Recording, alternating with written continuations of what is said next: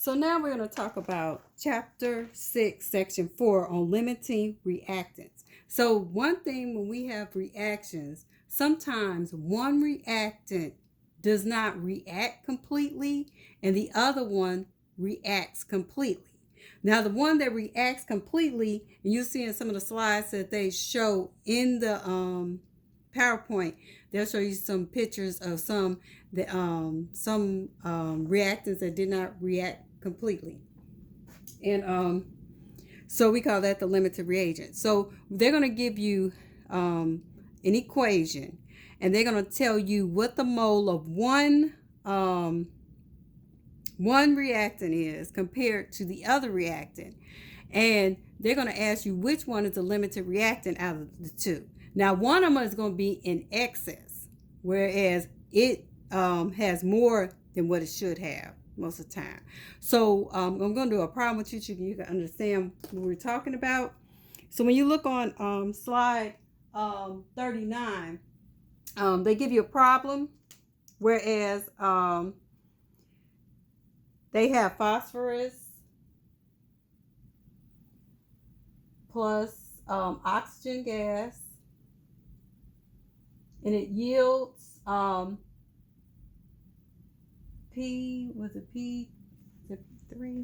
P2O5.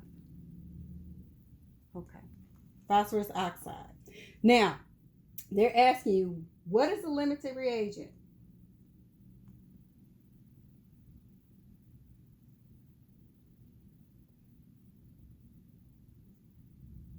Oh, I keep saying reagent, but it's reactant. When I was in school, we say reagent.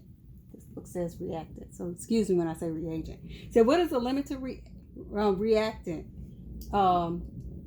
If you have 0.50 mole of the phosphorus and you have 5.0 mole of the oxygen. Now, you could choose either one. You don't have to calculate both of them to figure out which one is the limited reactant or which one is the limited, the one that's in excess. Only thing you have to do is pick one. And you see on the slide, they pick the first one. Usually people just pick the first one that they give them to calculate to figure out. So the first one that they gave you was 0.50 mole of the phosphorus. So what you would do, you do a calculation, 0.50 mole of the phosphorus, do your conversion chart. Now, you will look at your balanced equation so you can do a mole ratio. So when you do the mole ratio, you know you're going to have to put the phosphorus down here, and you're going to have to put the oxygen gas up here. Okay, so when you look in your balanced equation for your mole ratio, you see the number of phosphorus you have is 1. And you see the number of moles of oxygen you have is 5.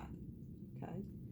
So when you calculate that on your calculator, you know you'll be 0.5 times 5.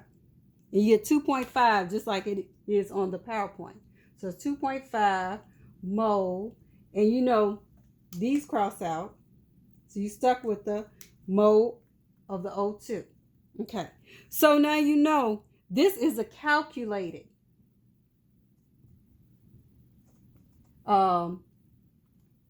reactant that you would get. Okay, so this is a calculated.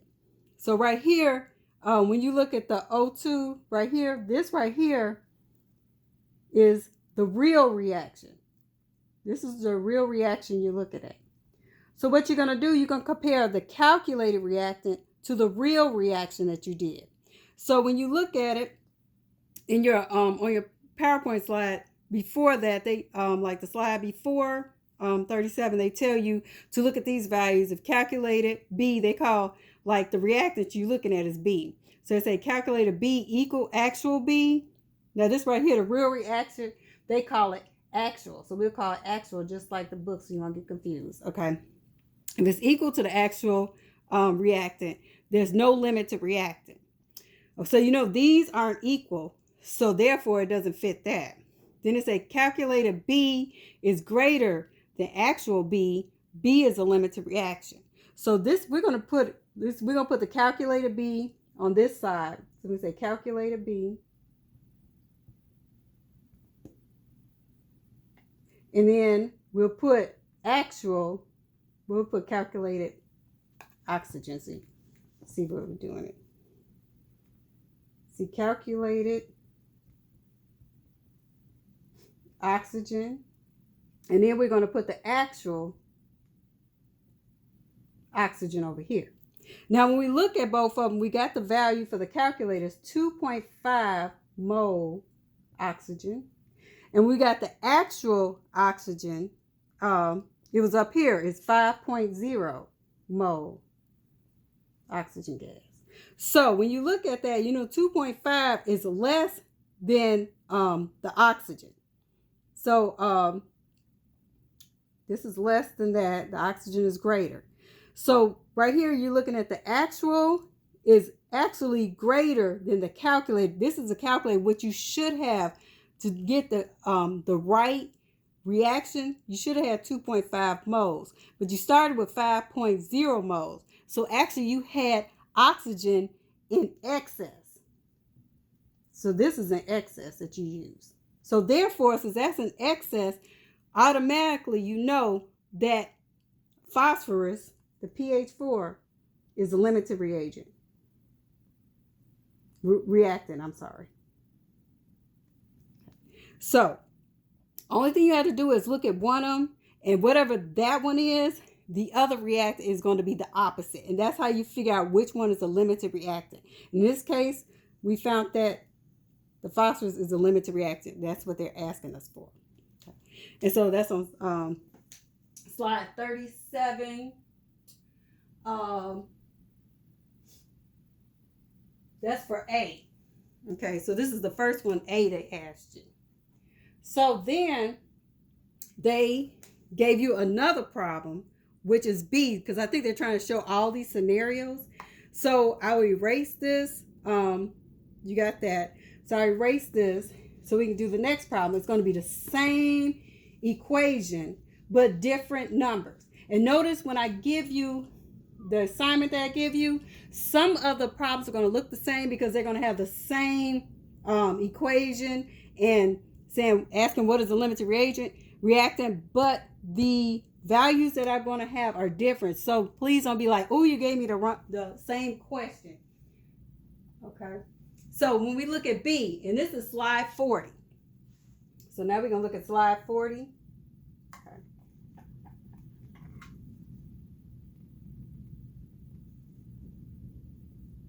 So on slide 40, they give you the same equation, and they ask you, what is a limited reactant if you have 0.20 mole of the phosphorus and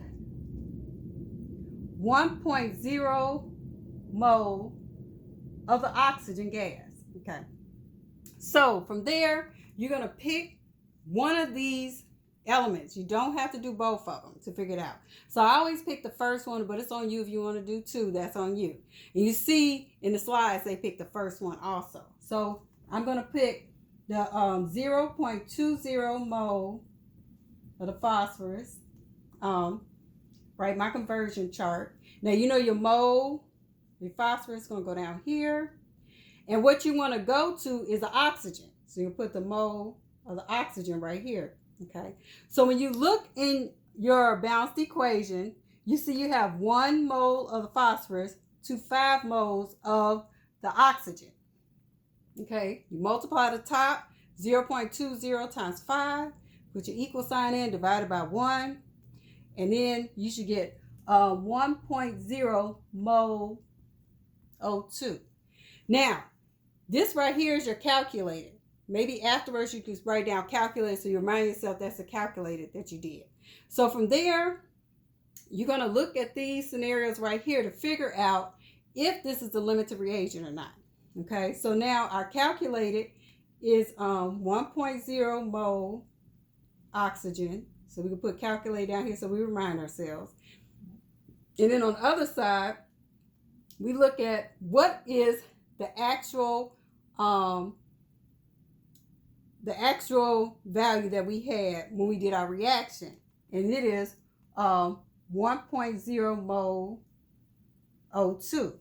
Okay, so this is the actual. So you notice that 1.0 equals 1.0. So this one does not have a limited reagent. Since they equal each other, they are both consumed completely in a perfect reaction. So therefore, it's no limiting. We should say limited because it already happened, reacting. Okay, so that's how you do B. Okay. Now, we're going to look at the last one that they give you example of, which is on slide 41. Okay. On slide 41, let's put 41 up here. They have the same equation, and they ask what is the limited reactant again, but they give you different values. Now note, when I give you your work, it's going to have different values. So I'll be like, oh, she gave me the same problem. Did she? No. Okay, you know, sometimes I do make mistakes. If you look at it good and I did, tell me. So now we're doing C. For C, they give you 0.25 mole of the phosphorus, and then they give you 0.75 mole of the oxygen. Okay. So what you would do, I always pick the first one. So like the slides, I always do it too, but you got 0.25 mole phosphorus is your first one. So what you would do, you know, you got to do your mole ratio. Okay, in your mole ratio, you have 1 phosphorus and you have 5 moles of the oxygen. Multiply the top divided by the bottom, you get 1.25 mole of oxygen. You see these two cross out, okay? So now you got to figure out which one is the limited reagent. So this is calculated, so automatically you put down calculate so you remember. And this is going to be an actual, which you actually did in the laboratory.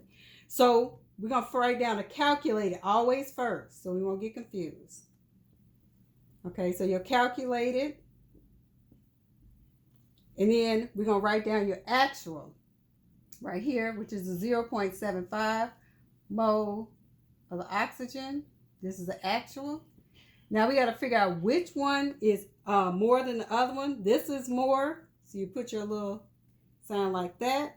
So therefore, this right here is going to be your limited reagent. Because you see right here, if calculated, whatever the reactant is, like your oxygen is greater than your actual is less. Since your actual is less, it's going to be used up quicker. That's why it's called your limited reactant. Because when you do your, say for instance, when you put this phosphorus with the oxygen, you mix it up, say in a beaker or something like that, all your oxygen is going to be gone when you use these values.